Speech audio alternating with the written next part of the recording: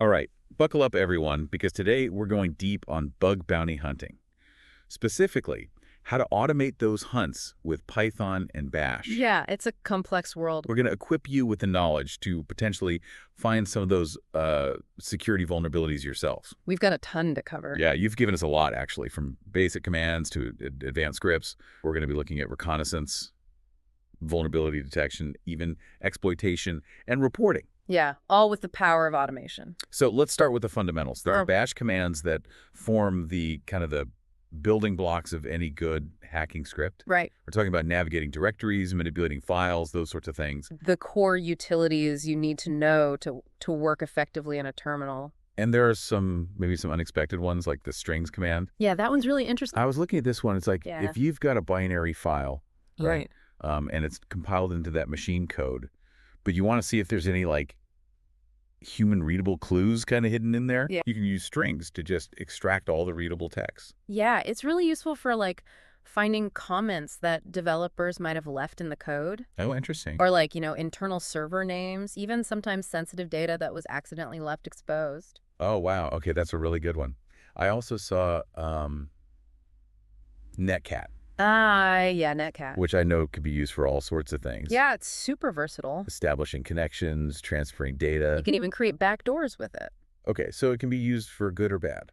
Definitely. It's like a lockpick, A locksmith can use it to open a lock, but so can a thief. Okay, very powerful tool. Now, when it comes to bug bounty hunting, I mean, network reconnaissance is absolutely essential, right? It's like the first step. Gotta know what you're dealing with. You're a digital detective. You're gathering intel. Exactly. And there are a lot of bash commands that can help us with that, but I think one of the most powerful is nmap. Oh, yeah. Nmap's the gold standard. You provided us with some amazing scripts that can automate nmap scans. Hopefully they're useful. Oh, yeah. I mean, you're scanning for open ports, identifying the services that are running on those ports. You can even, try to fingerprint the operating system. Yeah. It's amazing how much information you can get with just a few lines of code. And you can really customize it to perform all sorts of sophisticated scans. Right, right. So it's very versatile. I was also looking at some scripts for directory enumeration. Oh, yeah. Using the find command. That's a good one. It's like you're exploring, right? Yeah. You're going deep into a website's file system, seeing what you can uncover. Sometimes you find some really interesting stuff. Like what? Like backup files that contain sensitive data, Whoa. configuration files with hard-coded credentials, sometimes even entire directories that were accidentally left accessible to the public. So it's like, you're exploring a mansion and you find a secret room. Exactly. You never know what you're going to find. And these bash scripts allow you to, automate that process so you don't have to manually go through and check everything. Yeah, it saves you a ton of time. So bash, it's great for those kind of foundational tasks. Definitely. But for the more complex stuff, Python seems to be the weapon of choice. Oh, yeah. Python's where it's at for automation. It's got all those, powerful libraries for cybersecurity. And it's cross-platform. Right, right. You can use it on pretty much any system. Which is super important in this field. So let's talk about Python. Okay. I mean, you can use it for reconnaissance, vulnerability scanning. You can even write exploits with it. Oh, wow. So it can handle the whole spectrum of bug bounty hunting. Pretty much, yeah. Now, one area that I was particularly interested in was web scraping. Oh, yeah. Web scraping's fun. We've got some scripts here that use beautiful soup. Beautiful soup's great. It's like you're going through the source code of a website, trying to find those hidden gems. Yeah, you'd be surprised what people leave in their source code sometimes. Like what kind of things? API keys, internal server names, even comments from developers that reveal vulnerabilities. So it's like, with beautiful soup, you can automate that process of sifting through all that code. Yeah, and pull out the valuable nuggets of information. Right. Okay. And then once you found those vulnerabilities, you can actually use Python to automate the exploitation process. Of course. Always with proper authorization. Right. Right. Ethical considerations are paramount. Absolutely. We're learning about these techniques to understand how vulnerabilities work, not to misuse them. Right. We're the good guys. Exactly. So you've provided us with a script here that demonstrates a brute force login attack. Yeah, that one's pretty basic. But it's a good illustration of how Python can be used for this type of task. Yeah, it's like trying every key on a giant keychain until you find the one that unlocks the door. And again, we want to emphasize that this should only be used with permission and in a controlled environment. Definitely don't try this at home, kids. All right, so we've got Python handling reconnaissance, vulnerability scanning, exploitation. What happens after we've, found a vulnerability? How do we report our findings and help the affected organization fix the problem? Well, that's where post-exploitation and reporting come in, and Right. Python can actually be really helpful for automating those tasks as well. Oh, interesting. Yeah. So I'm looking at a script here that automates the generation of bug bounty reports. Oh, yeah, that one's a time saver. It takes all the information that you've gathered, Yeah. the vulnerability details, the steps to reproduce it, the potential impact, Yeah. and it formats it all into a nice, neat, professional report. Yeah, it's like having a digital assistant handle all the paperwork for you. Right. So we've covered a lot of ground here. We have. We've seen how Bash can be used for those foundational tasks Mm. and how Python can really take your automation game to the next level. Python's definitely the heavy hitter. Now, before we move on to some more advanced techniques, what are some key takeaways that you've gleaned from these, Bash and Python scripts? Well, one thing that really stands out to me is just the power of automation. With just a few lines of code, you can automate tasks that would take hours to do manually, Right. and that frees you up to focus on the more challenging and interesting aspects of bug bounty hunting. I agree. It's not just about speed either. It's Yeah. about being more thorough and systematic. Right. You can scan for a wider range of vulnerabilities. You can test different attack vectors. Yeah. Make sure you're covering all your bases. I think another key takeaway is the importance of understanding the tools you're using. It's not enough to just copy and paste scripts from the internet. You need to know how they work, what their limitations are, and how to customize them to fit your needs. That's a good point. You gotta take ownership of your tools, not just blindly follow someone else's instructions. Yeah, exactly. And finally, I think it's important to remember that automation is just one piece of the puzzle. It's a powerful tool, but it's not a replacement for human ingenuity and intuition. The most successful bug bounty hunters are those who can combine automation with their own creativity and problem-solving skills. Well said. So we've laid a solid foundation with Bash and Python. Are you ready to dive into some more specialized tools and techniques? Oh yeah, bring it on. All right, let's explore the world of Scapy. This is a powerful Python library for crafting and manipulating network packets. It's like having a secret decoder ring for network traffic. So we're not just passively observing traffic anymore. We can actually build our own packets and see how systems react. Yeah, it's pretty cool. Okay, let's unpack Scapy and see what kind of bug bounty magic we can uncover. Yeah. Okay, so now we're talking about Scapy. Yeah. It's like we've gone from a magnifying glass to like a high-powered microscope. Yeah. For examining network traffic. Yeah, you got it.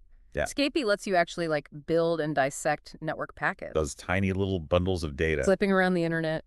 Carrying everything from emails to cat videos. It's like the language that computers use to talk to each other. So we're not just passively observing traffic anymore. We can craft our own packets. Yeah. And then see how systems react. Exactly. You can forge packets to mimic different protocols, test for vulnerabilities in how systems handle specific types of data. You can even inject your own data to see how it affects the application's behavior. So it's like a whole new world of possibilities for bug bounty hunting. Like let's say you're testing a web application. That uses a custom protocol for communication. Right. You could use SAPI to analyze those packets, Yeah. understand the structure, You could. and then potentially even craft malicious packets Exactly. to test for vulnerability. Yeah, it's like you're speaking the language of the application. You can figure out how it asks for information, how it responds, and then use that knowledge to craft your own requests. That might trigger unexpected behavior. Well, that's really cool. So I'm picturing all sorts of creative scenarios here. Can you give us a concrete example of how Scapy could be used to uncover a vulnerability that maybe you wouldn't be able to find with traditional tools? Sure, yeah. Imagine you're testing a system that uses a simple challenge response authentication mechanism.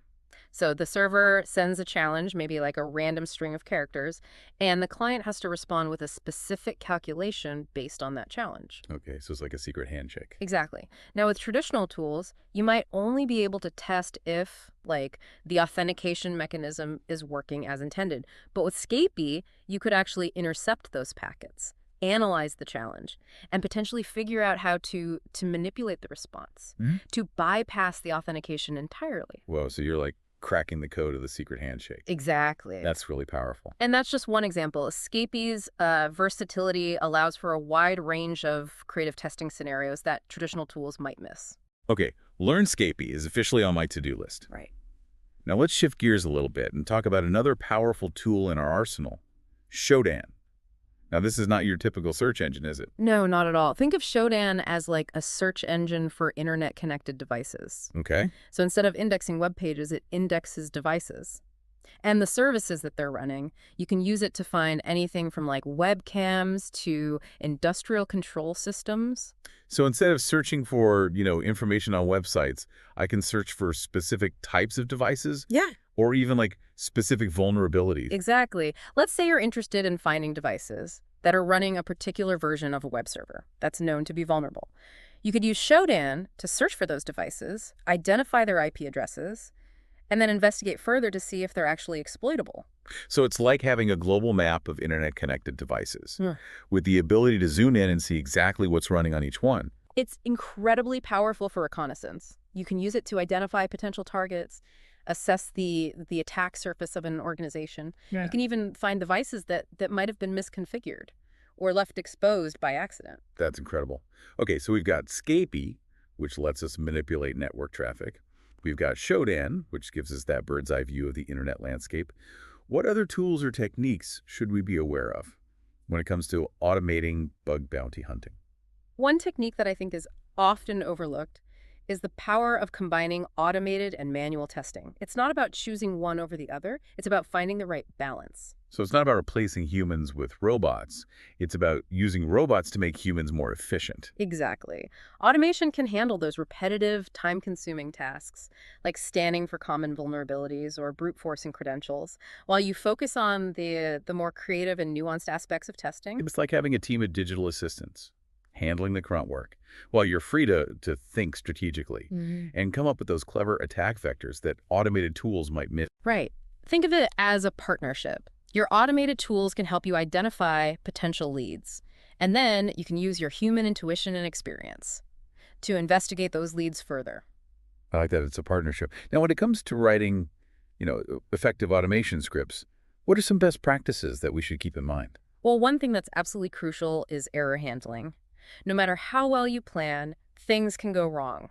When you're dealing with complex systems, a network connection might drop, a server might time out, you might encounter unexpected data formats. Without proper error handling, your script could crash and burn, leaving you with incomplete results or even losing valuable data. So it's about building in those safety nets to make sure that your scripts can gracefully handle those unexpected situations. Exactly. It's like putting on a helmet before you ride a bike. You might not need it most of the time, but when you do, you'll be glad you have it. Okay, error handling makes sense. What other tips do you have for writing robust, reliable automation scripts? Another important consideration is performance optimization. When you're dealing with large data sets or complex calculations, even small inefficiencies in your code can add up to significant delays. So it's not just about getting the script to work, it's about making it work as efficiently as possible. Right. Think of it like this. If you're building a race car, you want to make it as light and aerodynamic as possible to maximize speed. The same principle applies to automation scripts. You want to remove any unnecessary bloat, streamline the code to make it run as fast as possible. Speed is important, especially when you're competing with other bug bounty hunters, to find those vulnerabilities first.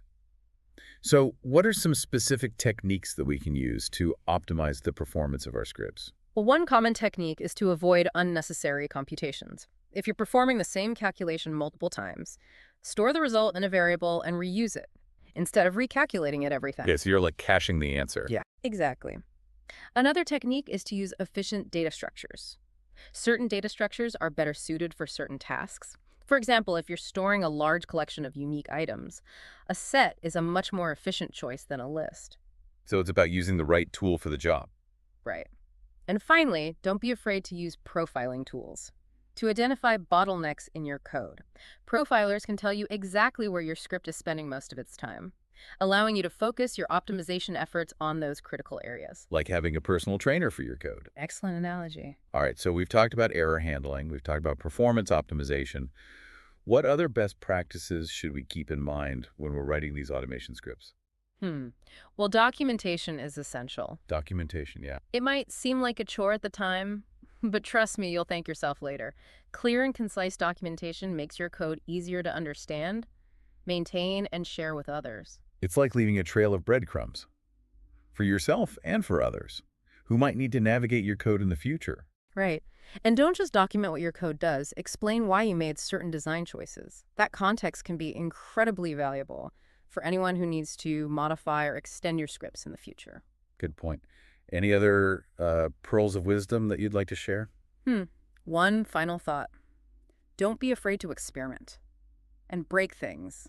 In a controlled environment, of course. The best way to learn is by doing. Try out different tools, experiment with different techniques, and see what works best for you. Embrace that spirit of exploration. Exactly. And remember, there's a vibrant community of bug bounty hunters out there who are always willing to share their knowledge and help each other out. Don't be afraid to ask for help or share your own discoveries. That's what makes this community so special. It's a very collaborative effort to make the digital world a safer place. Well said. Now, with our automation toolkit well stocked, let's explore some advanced scenarios and see how we can leverage these skills to uncover those truly elusive vulnerabilities. Sounds good to me. Let's see what bug bounty adventures await. Wow, we've really been through a lot, haven't we? From crafting packets with Scapy to finding hidden devices with Shodan. I'm feeling like a digital detective with a seriously upgraded toolkit. That's great. But remember, this is just the tip of the iceberg. The world of bug bounty hunting, it's constantly evolving. New tools and techniques are emerging all the time. Which is why it's so important to have those fundamentals down. Yeah. Right, like we talked a lot about automation, but I want to go back to something you mentioned earlier about combining automated and manual testing. Can you talk a little bit more about that? Yeah, definitely. It's easy to get caught up in the excitement of automation, right? And think that we can just let the robots do all the work. But in reality, the best bug bounty hunters are the ones who can strike a balance between automation and human ingenuity. Yeah, it's like, you've got a team of detectives, right? Yeah, Some are really good at following the digital trail. Others have that kind of sixth sense for spotting those anomalies and connecting the dots. exactly. Automation is fantastic for those, like repetitive, time-consuming tasks, like scanning for common vulnerabilities or brute forcing credentials. But when it comes to uncovering those truly unique and creative bugs, nothing beats the human brain. Right. So it's not about replacing humans with robots. It's about augmenting human capabilities. Exactly. Think of your automated tools as force multipliers. They allow you to cover more ground, test more scenarios, and ultimately find more vulnerabilities. Now, as we kind of wrap up this deep dive here, I'd love to get your thoughts on the ethical considerations Yeah. of bug bounty hunting, especially when it comes to automation. Yeah, that's a really important point. With great power comes great responsibility, right? Just because we have the tools to automate certain tasks doesn't mean that we should use them indiscriminately. Right. We need to be mindful of the impact Yeah. and always, operate within those ethical hacking principles. Exactly. Never test without proper authorization. Always respect the privacy of others. And disclose any vulnerabilities that you find responsibly. Those are definitely words to live by. For any aspiring bug bounty hunter, now, before we sign off, what's one piece of advice you'd give to someone who's just starting out on their bug bounty journey? I would say, don't be afraid to experiment and learn from your mistakes. This field is all about continuous learning and pushing the boundaries of what's possible. Embrace the challenge, have fun, and never stop exploring. I love that. Embrace the challenge, have fun, and never stop exploring. Yeah. That's a perfect note to end on. We've covered so much in this deep dive, from the fundamentals of Bash and Python to those advanced tools like Scapy and Shodan. We've seen how to automate everything from reconnaissance to reporting. And of course, we emphasize the importance of those ethical hacking principles throughout. Yeah, it's been an incredible journey, and I hope our listeners feel inspired to take their bug bounty hunting skills to the next level. The best way to learn is by doing, right? So fire up those terminals, dust off those Python scripts, get out there and start hunting for those bugs. Who knows? You might just uncover the next big vulnerability and make the digital world a safer place. That's right. And remember, we're all in this together. The bug bounty community is a supportive and collaborative one. So don't be afraid to reach out, share your knowledge, and learn from others. Well, on that note, we'll wrap up this deep dive. Happy hunting, everyone. And until next time, stay curious and stay secure.